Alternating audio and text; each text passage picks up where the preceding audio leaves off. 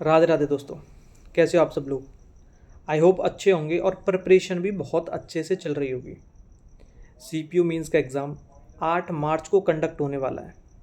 अगर अभी से देखा जाए तो 2 महीने का टाइम हमारे पास शेष बचा हुआ है। हमें अपनी प्रिपरेशन को कैसे इन 2 महीनों के अंदर पीक तक लेके जाना है, ये बहुत ज़्यादा इंपॉर्टेंट है। क्योंकि अगर थोड़ा टाइम एक्स्ट्रा मिलेगा 1 महीने का तो थोड़ा कट ऑफ पर भी इफ़ेक्ट पड़ता है इस चीज़ का। तो इस 1 महीने एक्स्ट्रा को किस तरह से यूटिलाइज़ करना है, ये भी बहुत इंपॉर्टेंट है। आज ये वीडियो सीपीयू मेंस 2024 के एस्पिरेंट्स के लिए बहुत ही इंपॉर्टेंट रहने वाली है। जो भी स्टूडेंट्स इस बार सीपीयू मेंस 2024 का एग्जामिनेशन देने वाले हैं उस वीडियो को जरूर देखें, क्योंकि इस वीडियो के अंदर मैं अपना experience that how I scored 184 out of 200 in CPU mains 2024 and कुछ और 2-3 इंपॉर्टेंट पॉइंट्स के ऊपर डिस्कस करूँगा कि कैसे इन 2 महीनों के अंदर अपनी स्कोर को मैक्सिमम तक लेके जाया जा सके। मतलब जिन भी स्टूडेंट्स के मार्क्स 150 160 के अराउंड आ रहे हैं वो कैसे 170 180 प्लस अपने स्कोर के लेके जाएं, और जिन भी स्टूडेंट्स का स्कोर 130 140 आ रहा है वो कैसे 160 प्लस तक स्कोर करें। दूसरा पॉइंट जिसके बारे में डिस्कस करेंगे कि क्या एक मिनिमम सेफ स्कोर लेके चलना चाहिए माइंड के अंदर, जिससे कि हमें कोई ना कोई पोस्ट मिल जाए। बाकी हम अच्छी पोस्ट को टारगेट तो कर ही रहे हैं, लेकिन एक मिनिमम स्कोर भी माइंड के अंदर रखना चाहिए। उसी हिसाब से हम मॉक टेस्ट में अपना स्कोर भी जज कर सकते हैं कि अगर हमारा इतना स्कोर आ रहा है तो हमें भी इतना अपना स्कोर बढ़ाना है।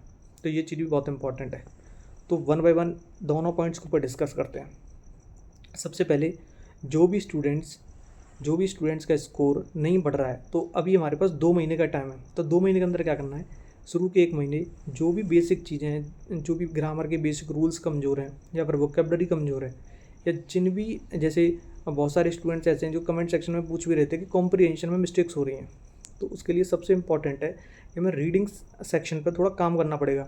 अगर हम डेली रीडिंग करते हैं किसी भी नोवेल की या न्यूज़पेपर की किसी भी रीडिंग करते हैं तो उससे बहुत ज़्यादा इफेक्ट पड़ता है, क्योंकि कुछ चीज़ें रटी नहीं जाती। जैसे अगर हम रीडिंग करेंगे तो एक रीडिंग स्किल्स इंप्रूव होंगी, हमारी स्किल्स इंप्रूव होंगी, और उससे जब हम कॉम्प्रिहेंशन को सॉल्व करेंगे तो पढ़ने से कॉम्प्रिहेंशन सॉल्व होता है। अगर जैसे हम वोकेबलरी का रट्टा भी लगाते हैं तो उससे इतना फ़ायदा नहीं मिलता। जब हम रीडिंग करते हैं नोवेल्स की या न्यूज़पेपर की तो वहाँ से जो वोकेबलरी आती है उसे लिख लो किसी एक नोटबुक पर, और पर डे रीडिंग करोगे तो उससे बहुत ज़्यादा इफेक्टिव रहेगा। बाकी बात करें कि वोकेबलरी की और ग्रामर की, तो ग्रामर के सारे रूल्स को पढ़ लो जितने भी रूल्स हैं, प्लस उनकी प्रैक्टिस कर लो topic wise, plus previous year से जो मिक्स प्रैक्टिस है। अगर बात करें वोकेबलरी सेक्शन के लिए तो वोकेबलरी सेक्शन के लिए 2021 से 24 तक के जितने भी एग्जामिनेशन हुए हैं, चाहे वो एसएससी सीजीएल हो, सीएचएसएल हो, सीपीओ हो, एमटीएस हो, स्टेनो का हो, या फेज़ के जो एग्जामिनेशन होते हैं 10 11 12 जो भी एग्जामिनेशन होते हैं, उनकी जितने भी वोकेबलरी अब तक एसएससी ने पूछी है उसे कंप्लीटली उसे तैयार कर लिया जाए। और मैंने एक पीडीएफ भी प्रोवाइड की अपने टेलीग्राम चैनल पर, जिसका लिंक इस वीडियो के डिस्क्रिप्शन में प्रोवाइड कर दूंगा, जिस पीडीएफ के अंदर एसएससी के प्रीवियस ईयर वोकेबलरी सारी प्रोवाइड कर रखी है, प्लस उसमें कॉम्प्रिहेंशन के लिए जिन्हें कॉम्प्रिहेंशन में प्रॉब्लम आ रही है उसमें कॉम्प्रिहेंशन के लिए भी मैंने एक चीज़ बताई हुई है कि कैसे मतलब प्रैक्टिस के लिए 2 कॉम्प्रिहेंशन डालें।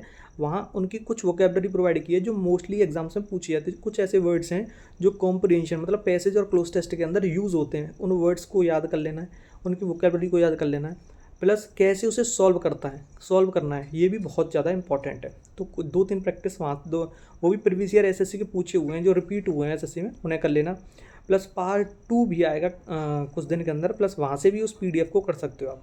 तो उस पीडीएफ से बहुत हेल्प मिल रही है और बहुत सी स्टूडेंट्स को वो पसंद भी आ रही है, तो वहाँ से कर सकते हो। प्लस किसी का मतलब मैं किसी की बुक ऐसे रिकमेंड नहीं कर रहा, लेकिन फिर भी बताऊंगा कि जितनी भी किरण की प्रीवियस ईयर वोकेबलरी है एसएससी की उसे कर लो, या नीतू मैम की वॉल्यूम 1 से भी सारी वोकेबलरी को कंप्लीट करके ही जाना वहाँ से, तो क्योंकि वो भी बहुत ही इंपॉर्टेंट है। ये तो रहा वोकेबलरी का। और ग्रामर के लिए आपको जिस बुक से आप पढ़ रहे हो या जिस मैम से या जिस सर से आप पढ़ रहे हो वहाँ से ग्रामर को करने के बाद टॉपिक वाइज उसकी प्रैक्टिस प्लस उनके एरर पीछे से, जैसे आप रूल्स को पढ़ लो किसी टॉपिक की, चाहे वो सब्जेक्ट वर्ब एग्रीमेंट हो, नाउन प्रोनाउन एडजेक्टिव, कोई भी टॉपिक क्यों ना हो, प्लस उसकी पीछे से प्रैक्टिस करना एरर्स की, वो बहुत इंपॉर्टेंट रह जाता है। अगर बात करें एक वेटेज के रूप में तो 40 से 45 क्वेश्चन तो हमारे एक्टिव पैसिव और नरेशन से ही कवर हो जाएंगे, तो वहाँ पे गलती की गुंजाइश नहीं होती, क्योंकि वहाँ पे हर स्टूडेंट उन्हें सही करने की कोशिश करेगा। तो अच्छे से रूल्स को और उनकी प्रैक्टिस रूल्स को पढ़ के जाना, उनकी प्रैक्टिस अच्छे से करके जाना। अगर बात करें एरर्स की तो 24-25 क्वेश्चन एरर से आएंगे। अगर ग्रामर अच्छे से पढ़ जाएगी, टॉपिक वाइज अच्छे से प्रैक्टिस हो जाएगी ग्रामर के रूल्स की, तो एरर की गलती होने के चांसेस बहुत कम है। 2-3 एरर नहीं गलत हो सकते हैं, 20 प्लस तो मिनिमम देखा जाए तो सही करके आओगे। तो ये तो रही एरर की बात। ऐसे 140-45 का जो एवरेज है मिनिमम बन जाएगा अगर अच्छे से स्ट्रेटजी बनाई जाए। जिन भी स्टूडेंट्स का कम स्कोर आ रहा है उनके लिए 140-45 नंबर लाना कोई बड़ी बात नहीं है। अगर आप एक बार टॉपिक वाइज वेटेज और देख लेना, मैंने अपनी वीडियोस के अंदर भी बताया हुआ है, मैं इस वीडियो के अंदर भी डिस्क्रिप्शन में डाल दूंगा उस वीडियो का लिंक, आप वहाँ से देख लेना कि टॉपिक वाइज वेटेज क्या है, क्योंकि भी 2 महीने का टाइम है, जितना भी कम स्कोर क्यों ना आ रहा हो आप ये अपने स्कोर को इम्प्रूव कर सकते हो।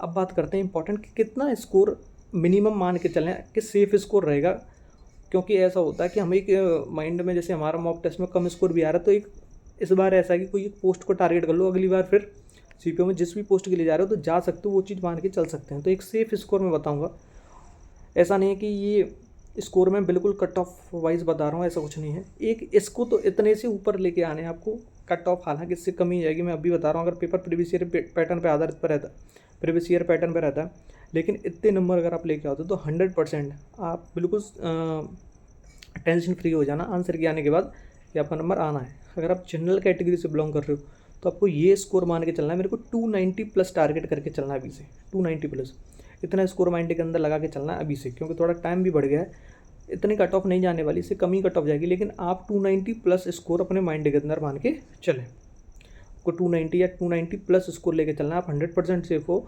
और 290 प्लस पे मैं सच बताऊँ तो आपको अच्छी पोस्ट मिलने के चांसेस हैं। ईडब्ल्यूएस और ओबीसी वालों को टारगेट करने 280 प्लस मार्क्स।